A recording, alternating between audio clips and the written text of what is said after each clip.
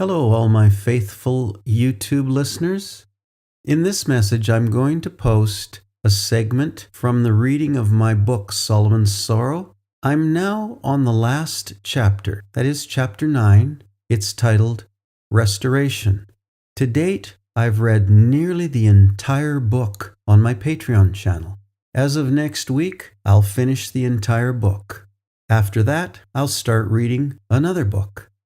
The great thing about this is my Patreon subscribers, if they don't have time to read or maybe they're too tired after work, they can just go to my Patreon site and listen through the entire book. They don't have to buy the book, and so it's a great advantage. The other thing is, when they subscribe, they've got access to all my other studies. These are terrific studies, primarily from the historicist perspective. You have to understand that the modern North American church is institutional, lukewarm, and apostate. It is a product of a Christian culture that is fat, is rich, that says, "I sit a queen and shall see no sorrow."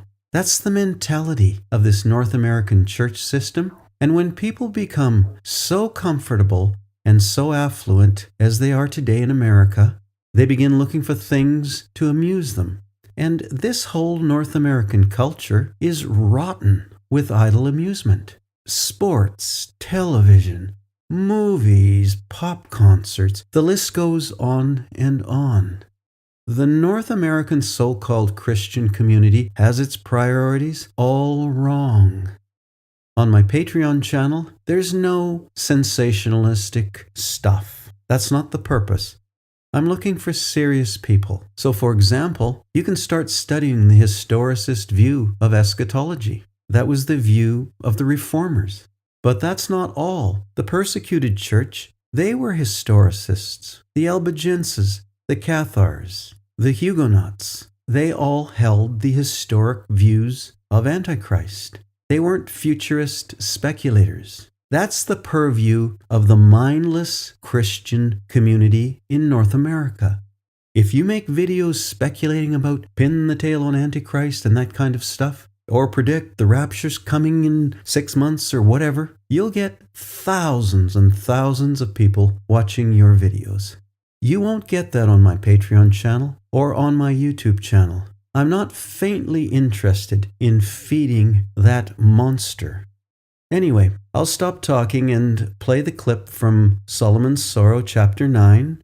Now, if it's something you like, go subscribe to my Patreon channel, partner with me, and you can listen to the whole book. You don't have to buy the book. If you want to buy the book, you can, but it costs more than just subscribing for 1 month. It's something to think about. And so, without further ado, here's a clip from Solomon's Sorrow, Chapter 9. Enjoy.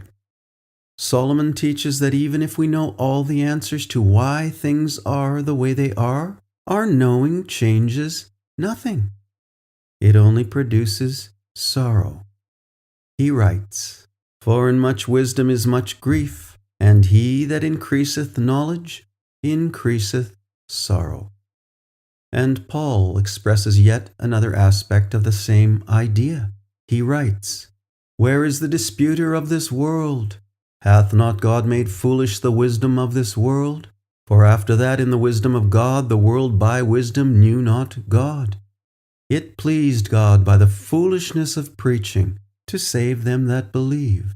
For the Jews require a sign, and the Greeks seek after wisdom. But we preach Christ crucified, unto the Jews a stumbling block, and unto the Greeks foolishness, because the foolishness of God is wiser than men." Thus Paul, like Solomon, warns of the vanity and futility of wisdom that does not lead one to faith in God through Christ. And upon receiving liberty in Christ, Paul further warns of the possibility of falling back into beliefs and values of the matrix. He writes, "Beware lest any man spoil you through philosophy and vain deceit, after the traditions of men, after the rudiments of the world, and not after Christ."